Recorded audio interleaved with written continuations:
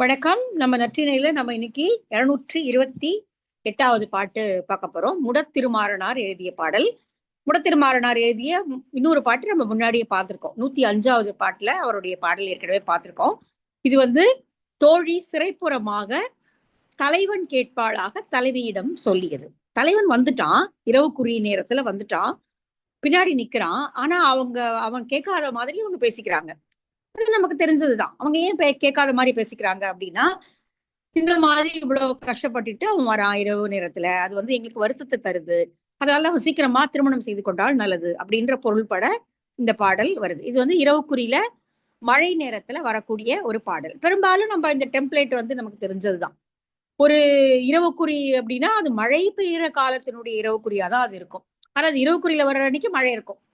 அதனால அது அந்த உணர்ச்சியை மிகுவிப்பதற்கான பின்னணியாக இப்படி பாடல்கள்ல பயன்படுத்தப்பட்டிருக்கு அப்படிங்கிறத நம்ம புரிஞ்சுக்க முடியும். இந்த ராத்திரி நேரத்திலையும் நல்ல மழை பெய்யுது, அருவி ஒலிக்கக்கூடிய வருகின்ற வழி தெரியாத ஒரு காட்டு வழியில அவன் வரான். அவன் இப்படி வருவானா மாட்டானா அப்படிங்கிற மாதிரி அவங்க பேசிக்கிறாங்க. அவன் வந்துட்டான், ஆனா வருவானா மாட்டானோ இப்படி இருக்கே அப்படின்னு சொல்லி அவங்க பேசிக்கிறாங்க. சோ தலைவனுக்கு கேட்கும்படியாக தங்களுடைய உணர்வை அவர்கள் சொல்கிறார்கள். அதான் இந்த பாடல். என் எனப்படுமோ தோழி மின்னு வசிபு அதிர் குரல் எழிலி முதிர் கடன் தீர கண் தூர்பு விரிந்த கனை இருள் நடுநாள் பண்பில் ஆரிடை வரூம் நம் திறத்து அருளான் கொல்லோ தானே கானவன் சிறுபுறம் கடுக்கும் பெருங்கை வேழம் வெறிகொள் சாபத்து எரிகணை வெறியி அழுந்து பட விடரகத்து இயம்பும் எழுந்து வீழ் அருவிய மலை கிழவோனே. அவன் எப்படிப்பட்ட மலையை சேர்ந்தவன் அப்படிங்கிறதுதான் கடைசி 4 வரி. காணவன் சிறுபுறம் கடுக்கும், காட்டில் வாழக்கூடிய வேடுவனுடைய முதுகை ஒத்த தும்பிக்கையை உடைய. அந்த காணவனுடைய முதுகு நல்லா பறந்து இருக்கும் இல்லையா, நல்லா உடல் உழைப்பு வேலை செய்யறவங்க, நல்ல பறந்த முதுகு. அந்த பிடியினுடைய தும்பிக்கை இந்த காணவனுடைய முதுகை போல இருந்ததாம், அவ்வளவு படர்ந்ததாக. தும்பிக்கை கொஞ்சம் சின்னதாதான் இருக்கும், ஆனா பார்ப்பதற்கு ஒரு காணவனுடைய முதுகை போல அவ்வளவு அதாவது நல்ல பெருசாக விரிந்திருக்கக்கூடிய தும்பிக்கையை உடைய பிடி பெண் யானை. அது தன் மேல் விழப்போகிற அம்புக்காக பயந்து பிளிறுகிறது. அந்த பிளிறுகிற சத்தம் அந்த மலையில இருக்கக்கூடிய குகைகள்ல போய் மோதி எதிரொலிக்குது. அந்த குகைகளுடைய பிளவுகள் இருக்கும் இல்லையா, அந்த பிளவுகள்ல மோதி அந்த பிடியினுடைய பிளிறுகிற சத்தம் எதிரொலிக்கிறது. அப்படி ஒரு சத்தம் கேக்குது ஒரு பக்கம். இன்னொரு பக்கம் அருவி வேகமாக விழுவதனால அந்த சத்தமும் கேக்குது. சோ இப்படிப்பட்ட சத்தங்களை உடைய மலையை சேர்ந்தவன் அவன். நம்ம ஏற்கனவே மலைப்படுகடாம்ல பார்த்திருக்கோம், மலை பகுதியில என்னென்ன மாதிரியான சத்தங்கள்லாம் கேட்கும் அப்படிங்கிறத பெரிய ஒரு லிஸ்டாவே அந்த பாட்டு படிச்சது. இங்க இப்படிப்பட்ட, அதாவது ஒரு அம்புக்கு பயந்து பிடி பிளிறுகின்ற ஓசை என்பது அச்சம் தரக்கூடியதுதான் இல்லையா. ஏன்னா காட்டு வழியில யானைகள் உலாவக்கூடிய இடம் வழியாக வருவது அப்படிங்கிறது எப்பவுமே ஆபத்து தான். அது மனித வாசனையை உணர்ந்துச்சுன்னா வேகமா தூக்கி போட்டுரும், இல்லைன்னா காலால மிதிச்சிடும், ஏதோ ஒண்ணு பண்ணும். அதனால யாரும் பெரும்பாலும் யானைகள் ரொம்ப தூரத்துல இருந்தாலும் மோப்பம் பிடிச்சிரும் அப்படின்னு சொல்லுவாங்க. பக்கத்துல கூட போகக்கூடாது. ரொம்ப தொலைவில் இருந்தாலும் மனிதனுடைய வாடை அது மோப்பம் பிடிச்சிரும். அதனால யானைகள் உலாவுகின்ற வழியில பகல்ல வர்றதே கஷ்டம், ஆனா இவன் ராத்திரி நேரத்துல வரான். அப்போ இந்த பிடி அலறக்கூடிய ஓசை அந்த மலை விடரகத்தில் மோதி எதிரொலிக்கக்கூடிய அருவியினுடைய ஓசையும் இன்னும் வேகமாக விழக்கூடிய மலை நாட்டை சேர்ந்த தலைவன் இரவு நேரத்துல வரான். எப்படி வரான் அப்படின்னா, என் எனப்படுமோ தோழி, இதை எப்படி நம்ம சொல்றது? மின்னு வசிபு அதிர்குரல் எழிலி, மழை பெய்யுது. மின்னு வசிபு, மின்னல் மின்னி மழை பெய்கிறது. அதிர்குரல் எழிலி, எழிலினா மேகம் எழுந்து போகுது மேல, அழகா இருக்கு இல்லையா. ஒரு திரைக்கு கூட எழிலி அப்படின்னா சொல்லுவாங்க. எழிலி கீழேந்து அப்படி எழுந்து மேல போறது. இன்னைக்கு தண்ணீரை முகர்ந்து கொண்டு மேலே சென்ற மேகம் அதிர்குரல், இடி இடித்து மின்னலை மின்னி முதிர் கடன் தீர. ரொம்ப அழகான வரி இது. அதாவது தண்ணியை கீழே இருந்து கடன் வாங்கிட்டு போயிருக்கு மேகம். அதுக்கு மேல அதுக்கு தண்ணி கிடையாது, அது கீழே இருந்துதான் தண்ணி எடுத்துட்டு போகுது இல்லையா. கடல்ல இருந்து தண்ணி ஏறையே அது எடுத்துக்கொண்டு மேலே ஏறுகிறது. அப்போ அது கடன் வாங்கிட்டு போனதாதான் அர்த்தம். அந்த கடனை ஒருபோதும் கொடுக்காமல் திருப்பி வைத்துக் கொள்ளாதான். மழை அப்படிங்கிறது மேகம் வாங்கிய கடன். அந்த கடனை அது ஒருபோதும் மீதி வைக்காது. மனிதர்கள் கொடுக்காம ஏமாத்துற மாதிரி எல்லாம் மழை ஏமாத்தாது அப்படிங்கிறதுக்கு இங்க உரையாசிரியர் ஒண்ணு சொல்றாரு. எந்த இதுவாக இருந்தாலும் மழை வந்து தன்னுடைய இதை வந்து விடாம கொடுக்காம இருக்காது அப்படிங்கிறது. கமம் சூழ் அப்படின்னு சொல்லும் போது முதிர்கடன் தீர, அதுக்கு என்ன ஒரு பழமொழி சொல்றாருன்னா, யார் கடன் வைத்தாலும் மாறி கடன் வைக்காது. ரொம்ப அழகா இருக்கு இந்த குறள். இந்த பழமொழி இது வரைக்கும் நான் கேள்விப்பட்டதே இல்லை. யார் கடன் வைத்தாலும் மாறி கடன் வைக்காது. மழை வந்து கடனை வச்சுக்காதான், அது கொட்டி தீர்த்துரும், அவ்வளவுதான். அப்ப இந்த பாட்டுலயும் அவர் அதான் சொல்றாரு, முதிர்கடன் தீர. முதிர்னா முன்னாடி வாங்கினது, முன்னாடி வாங்கி நிறைஞ்சு போய் வட்டியோட எல்லாம் சேர்ந்து போயிருக்குது கடன். இப்போ அதை வந்து இப்போ கண் தூர்பு விரிந்த கனை இருள் நடுநாள். கண் தூர்பு விரிந்த அந்த மேகங்கள் கண் திறந்து மழை அப்படியே கொட்டுது.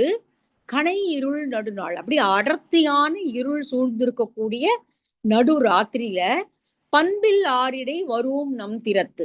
பண்பில் ஆரிடை, ஆரிடைன்னா அருமையான வழி. காட்டுல அதிகமா வழி இருக்காது, ஒற்றையடி பாதைகள் தான் இருக்கும்.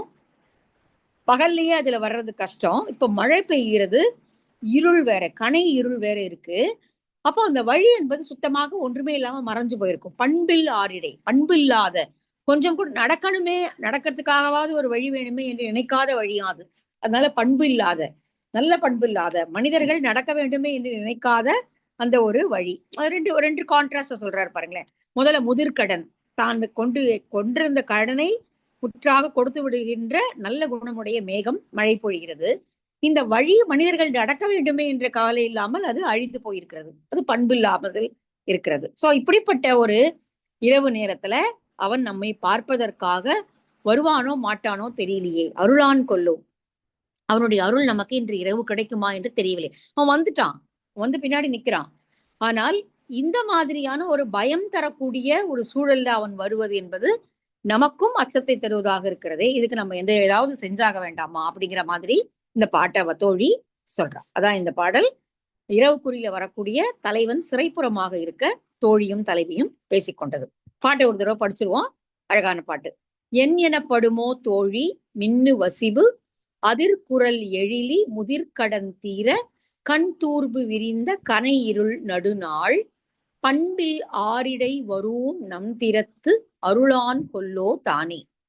காணவன் சிறுபுறம் கடுக்கும் பெருங்கை வேழம் வெறிகொள் சாபத்து எரிகனை வெறியி அழுந்து பட விடரகத்து இயம்பும் எழுந்து வீழ் அருவிய மலை கிழவன். சாரி, நான் பிடின்னு சொல்லிட்டேன், பெண் யானைன்னு சொல்லிட்டேன். ஆக்சுவலா அடுத்த பாட்டுல வருது, வேழம் தான், யானை தான். காணவனுடைய முதுகை ஒத்த தும்பிக்கையை உடைய யானை இங்க பிளிர்கிறது, அதுதான் வந்து இங்க சொல்றாரு. அழுந்து பட விடரகத்து இயம்பும் எழுந்து வீழ் அருவிய மலைக்கிழவோனே. நம்முடைய மலைக்கிழவன் ஏன் இப்படிப்பட்ட இரவுக்குறியில் வந்து நம்மை துன்பத்தில் ஆளாக்குகிறான் அப்படின்னு சொல்றான். சரி, அடுத்த பாட்டு போலாம். 229 ஆசிரியருடைய பெயர் தெரியாத பாடல். நற்றிணையில முன்னாடி பல பாடல்கள்ல ஆசிரியர் பெயர் தெரியல, இந்த பாட்டுக்கும் தெரியல, ஆனால் அழகான பாட்டு. தலைவன் பொருள் வயிறு பிரிந்து போகிறான். திடீர்னு நான் கிளம்பிட மாட்டான், அதுக்கு நிறைய ப்ரிப்பேர் பண்ணிக்கணும். கிளம்புறதுக்கு முன்னாடி தன்னை தயார்படுத்திக்கணும். தொலை தூரம் போறதுனால தலைவியை சமாதானப்படுத்திட்டு தான் போகணும்.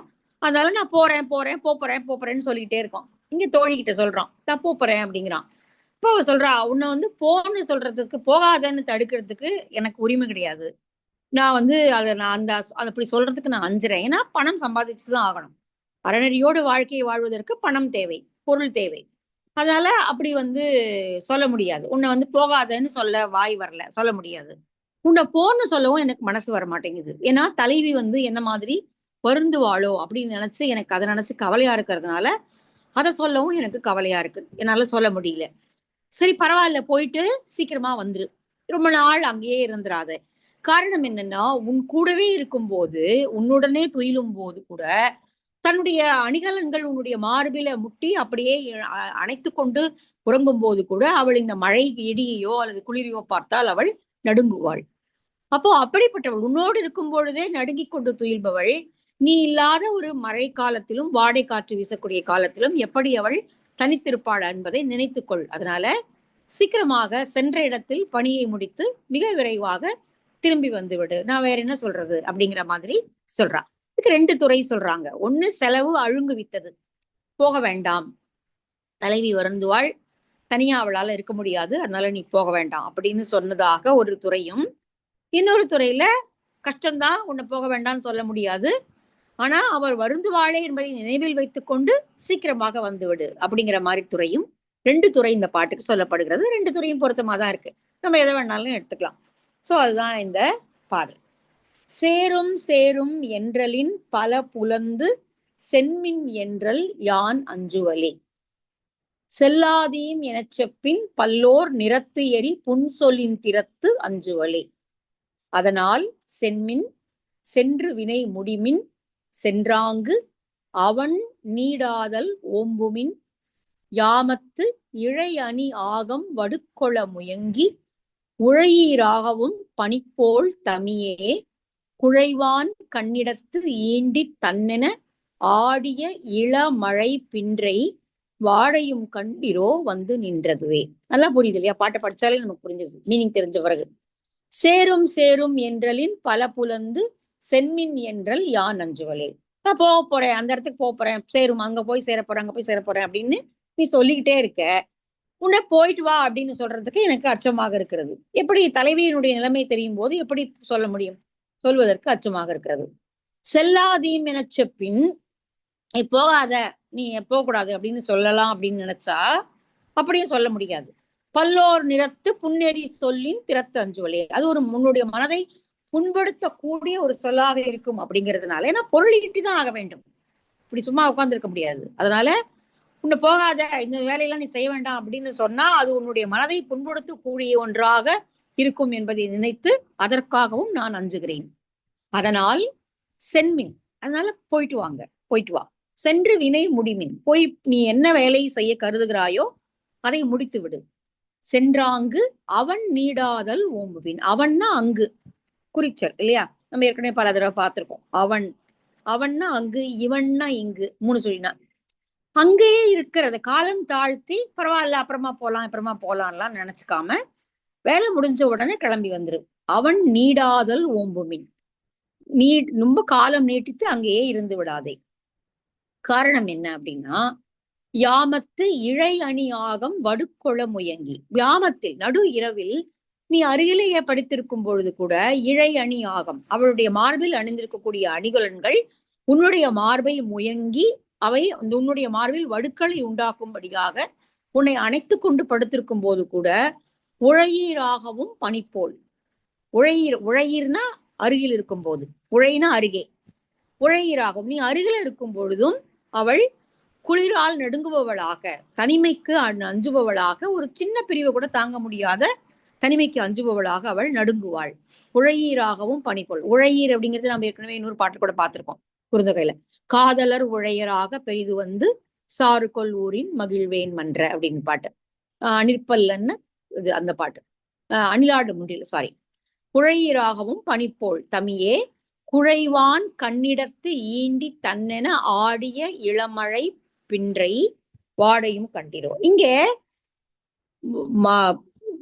வானத்தில் மேகங்கள் எல்லாம் பறந்து நின்று குழைவான் கண்ணிடத்து ஈண்டி, கண்ணிடம்னா கண்ணா மேல ஆகாயத்துல, ஆகாயத்தில் மேகங்கள் எல்லாம் குழுமி தன்னென்று குளிர்ச்சியான ஆடிய இளமழை, மழை பெய்த பிறகு வாடை காற்று அதிகமாக அடிக்க ஆரம்பித்துவிடும், குளிர் அதிகமாக ஆகிவிடும். வாடையும் கண்டிரோம், உனக்கு நினைவில் இருக்கட்டும், இங்க அகன்ற வானத்தில் மேகங்கள் குழுமி மழை பெய்த பிறகு வாடையும் வந்துவிடும். அப்போ அவ தனியாக அவளால இந்த மழையையும் வாடையையும் எதிர்கொள்ள இயலாது. அதை நினைவுல வைத்துக்கொண்டு போய் சீக்கிரமா வேலையை முடிச்சுட்டு திரும்பி வந்துரு அப்படின்னு சொல்லி அங்க வந்து வாடையும் கண்டிரோ வந்து நின்றதுவே. நீ இப்படி போயிட்டு திரும்பி வர்றதுக்குள்ள மழையும் வாடையும் வந்து நின்றுவிடும். அவளால அப்போ அந்த இடத்துல அந்த மழையும் வாடையும் தனியாக எதிர்கொள்ள இயலாது. எனவே விரைந்து பணி முடித்து மீண்டு வருக அப்படின்னு சொல்றான். இந்த துறையுமே நம்ம எடுத்துக்கலாம், சீக்கிரமா வந்துரு அப்படின்னு சொல்றது. செலவு அழுந்து வித்தது அப்படிங்கிறது வந்து இங்க கொஞ்சம் பொருத்தமா இல்லை, ஏன்னா போயிட்டு வா சீக்கிரமா வான்னு சொல்றான். அப்படிதான் நம்ம இதை எடுத்துக்கணும். சரி, நல்லா இருக்கு இல்லையா பாடல்? பாலைத்திணை பிரிவு உணர்த்தியதுனால இது பாலைத்திணை. பாட்டை ஒரு தடவை படிச்சிருவோம். சேரும் சேரும் என்றலின் பல புலந்து சென்மின் என்றல் யான் அஞ்சுவலே, செல்லாதீம் எனச் செப்பின் பல்லோர் நிறத்து எரி புன்சொலின் திறத்து அஞ்சுவலே.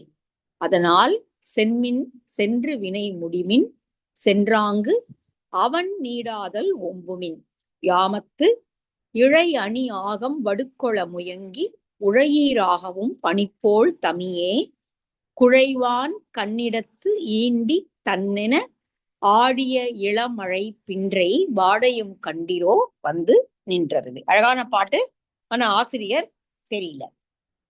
சரி, அடுத்த பாடல் ஆலங்குடி வங்கனார் மருத பாடல். மருதத்துல இங்க பரத்தையின் காரணமாக ஊடல். பரத்தையிடம் போயிருக்கான். அங்க போனவன் அங்க கொஞ்சம் போர் அடிச்ச உடனே இங்க திரும்பி வரான். ரொம்ப நாள் ஆயிடுச்சு போயிட்டு, ரொம்ப நாள் கழிச்சுதான் திரும்ப வரான் இப்போ. ஆனா அப்படியே ஏத்துக்க முடியாது அவனை, இல்லையா? அவன் பாட்டுக்கு போயிட்டு போயிட்டு தான் வருவான். ஆனாலும் அதுக்காக அவனை கோபம் கொள்ளாமல் வீட்டுக்குள்ள சேர்க்கிறதோ அல்லது ஊழலே இல்லாமல் அவனை மீண்டும் ஏற்றுக்கொள்வதோ என்பது சரி கிடையாது. அவளால முடிஞ்சது இந்த ஊழல் தான். அதையும் செய்யலைன்னா அப்புறம் என்ன, கொஞ்சமாவது தன்மானம் வேண்டும்ல.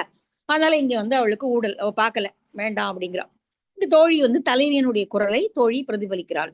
நீ எதுக்கு வர, ஏதோ நீ அங்க போற, அவகிட்ட இருந்து இங்க வர, அவளும் உன்னுடைய பரத்தையும் கோபம் இல்லாமல் போயிட்டு வான்னு சொல்லி அனுப்பிட்டான். இப்ப பரத்தையால கோபம் கொள்ள முடியாது, ஏன்னா அவளுக்கு அந்த உரிமை இல்லை.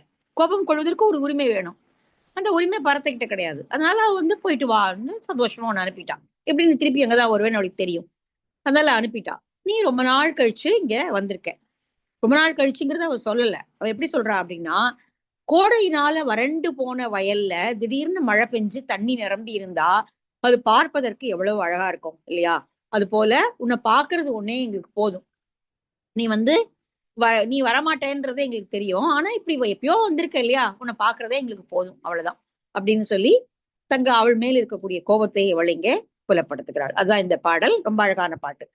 முயப்பிடி செவியின் அன்ன பாசடை கயக்கணக்கொக்கின் அன்ன கூம்பு முகை கணைக்கால் ஆம்பல் அமிழ்து நாறு தன் போது குணக்கு தோன்று வெள்ளியின் இருள் கெட விரியும் கயற்கணம் கலித்த பொய்கை ஊர. இப்படிப்பட்ட ஊரை சேர்ந்த தலைவனே, முனிவுயில் பரத்தையை எத்துறந்து அருளாய். நனி புலம்பு அலைத்த எல்லை நீங்க புதுவரம் கூர்ந்த செருவில் தன்னென மலி புனல் பரத்தந்தாங்கு இனிதே தெய்ய நின் காணும் காலே. இவ்வளவு அழகா சொல்றாளே, ரொம்ப அழகா இருக்கு இந்த பாட்டு. முயப்பிடி செவியின், அழகான பெண் யானையினுடைய காதுகளைப் போல பெரிய இலைகள் வளர்ந்திருக்கின்றன. ஆம்பல் செடி, ஆம்பல் மலர்கள் மொட்டுகளும் மலர்களுமாக இருக்கக்கூடிய அழகான பொய்கை. இந்த பொய்கையே அவ்வளவு அழகா இருக்கு. மீன் கூட்டங்கள் நீந்துகின்றன. ஆம்பல் மலர்கள் மொட்டுகளாகவும் மலர்களாகவும் எழுந்து நிற்கின்றன. அதனுடைய இலைகள், அந்த ஆம்பலினுடைய இலைகள் நல்ல பெரிய பெரிய இலை. தாமரை இலையை பார்த்திருக்காங்க, நல்லா பெருசா இருக்கும். இங்க ஆம்பலினுடைய இலை பெண் யானையினுடைய காதுகளை போல நல்லா பெருசா இருக்கு. முயப்பிடி செவியின் அன்ன பாசடை கயக்கண கொக்கின் அன்ன கூம்பு முகை. கொக்கினுடைய வாயை போல அழகான கூர்த்த கூர்மையான மொட்டுகள் அங்கே இருக்கின்றன. நிறைய மொட்டுகளும் மலர்களும் ரெண்டுமே இருக்கு. கயக்கண கொக்கின் அன்ன கூம்பு முகை, அந்த குளத்தில் இருக்கக்கூடிய கொக்கினுடைய கூர்த்த அந்த வாயை போல அழகான மொட்டுகள் இருக்கின்றன. கணைக்கால் ஆம்பல் அமிழ்து நாறு தன்போது. கணைக்கால், நல்ல திரட்சியான கால்களை உடைய ஆம்பல் மலர்கள் இப்பொழுது மலர்ந்து மேலே நிற்கின்றன. அந்த பொய்கையிலேயே நல்ல வாசனை அடிக்குது. அப்படியே அந்த மலர்கள் மலர்ந்து இருக்கிறதுனால ஒரு நல்ல வாசனை இருக்கு. குணக்கு தோன்று வெள்ளியின், கிழக்கு பக்கத்தில் விடியற் காலையில் தோன்றக்கூடிய வெள்ளி மீன் போல ஆம்பல் மலர்கள் மலர்ந்து இருக்கின்றன. நல்ல வெள்ளவெளேர்னு இருக்கு பலர் பார்ப்பதற்கு. கிழக்குல தோன்றக்கூடிய வெள்ளியை போல, விடிவெள்ளியை போல அழகான மலர். இருள் கெட விரியும் கயற்கணம் பொலிந்த கலித்த பொய்கை உர. அந்த பாசடை இருக்கக்கூடிய ஆம்பல் மொட்டுகளும் மலர்களும் இருக்கக்கூடிய அந்த குளத்துல நிறைய மீன் கூட்டங்களும் இருக்கின்றன. இப்படிப்பட்ட செழிப்பான ஊரையுடைய, செழிப்பான அந்த பொய்கைகளை உடைய ஊரை சேர்ந்த எங்களுடைய தலைவனே, முனிவையில் பரத்தையை எத்துறந்து அருளாய். எங்களுக்காக அந்த பரத்தையை துறந்து விட்டு இங்கே வந்திருக்கிறாய். முனிவு இல் பரத்தை, முனிவுன்னா கோபம், கோபம் இல்லாத பரத்தை. அவ கோச்சுக்கிறதுக்கு என்ன இருக்கு, கோச்சுக்க முடியாது அவளால, இல்லையா? இங்க விட்டுட்டு அங்க வரான், அவனுக்கு தெரியும் அவ உரிமையுடையவள் மனைவிதான், மனைவிதான் கோபிக்க முடியும், பரத்தை ஒண்ணும் கோபிக்க முடியாது. ஆனா அதனால அவ போயிட்டு வா அப்படின்னு சொல்லி அனுப்பிட்டா அவனை. முனிவு இல் பரத்தை, கோபம் கொள்ளாத அந்த பரத்தை உன்னை இப்போ எங்க பக்கம் அனுப்பிட்டான். நீ வந்து எங்களுக்கு அருளுவதற்காக வந்து விட்டாய். நனி புலம்பு அலைத்த எல்லை நீங்க. புலம்புனா தனிமை. நீண்ட தனிமை வந்து புலைத்த எல்லை நீங்கும்படியாக இப்போது இங்க வந்திருக்கிறாய். அது எப்படி இருக்கு அப்படின்னா, ரொம்ப நாளாக வறண்டிருந்த கோடையினால, முதிர் கோடையினால வறண்டிருந்த ஒரு நிலத்துல நல்ல மழை பெஞ்சு தண்ணீர் வந்து நிரம்பி ஓடியுது என்றால், புது வரம் கூர்ந்த செருவில், செருனா வயல், வரம் கூர்ந்த நன்றாக வறண்டு போயிருந்த அந்த வயல்வெளியில் தன்னென மலிப்புணல் பரத்தந்தாங்கு. மலிப்புணல் நல்லா நல்ல நீர் அப்படியே நல்லா அடர்த்தியா தண்ணி வந்து அப்படியே பாயுது. அங்க வந்து தண்ணீர் பாய்ஞ்சதுன்னா, வறண்ட நிலத்துல தண்ணீர் பாய்ஞ்சதுன்னா அது பார்ப்பதற்கு அந்த காட்சி எப்படி இருக்கும் இல்லையா? அந்த வறண்ட நிலத்துல தண்ணீர் பாயிற காட்சி எவ்வளவு அழகா இருக்கும். அது பார்த்தாலே போதுமே. அதுக்கப்புறம் வயல் விளைய போகுது, அதெல்லாம் அடுத்தது. ஆனால் அந்த காட்சி பார்ப்பதற்கே அழகா இருக்கும் இல்லையா? அது போல உன்னை பார்க்கறதே எங்களுக்கு போதும். மலிப்புணல் பரத்தந்தாங்க இனிதே தெய்ய நின் காடும் காலை. உன்னை பார்க்கறதே எங்களுக்கு போதும். ஏன்னா பார்க்கும்படியாதான் நீ வர, அவ்வளவுதான். ஏன்னா வாழறதெல்லாம் அங்க பரத்தை வீடுகள்ல, இங்க ஏதோ நாங்க பார்க்க முடியா நீ வந்துட்டு போற. பரவாயில்ல, அதனால என்ன? ஒரு வறண்ட நிலத்துல தண்ணீர் பாஞ்சா பார்ப்பதற்கு எவ்வளவு அழகா இருக்கும் இல்லையா? அப்போ தலைவி வறண்டு போயிருக்கிறாள் அப்படியே. அப்போ நீ ஒரு மணி குடல் போல நீ வந்திருக்கிறாய், ஆனால் அது பார்ப்பதற்கே அழகு அப்படிங்கிற மாதிரி இங்க அப்படி ஒரு வாழைப்பழத்துல ஊசி குத்துற மாதிரி அப்படி வந்து நீ போய் ரொம்ப நாள் ஆச்சு அப்படிங்கறத சொல்லணும். இப்ப அவளுக்கு கோபம் வராது, ஆனா எங்களுக்கா கோபம் வராம இருக்குமா அப்படின்னு சொல்லணும். எல்லாத்தையும் சேர்த்து ஒரு பாட்டிலேயே அவ சொல்லிடுறா. ரொம்ப அழகான பாடல். இனிதே தெய்ய நின் காணும், தெய்யன தலைவனை, நின் காணும் காலை. உன்னை பார்க்கதே எங்களுக்கு போதும். நீ இப்ப கொஞ்ச நாள் திருப்பி அங்கதான் போற, போயிட்டு வா அப்படிங்கிறா. சோ அதான் இந்த பாடல் ஆலங்குடி வங்கனார் எழுதிய பாடல். பாட்டை மட்டும் ஒரே இதுல படிச்சிருவோம்.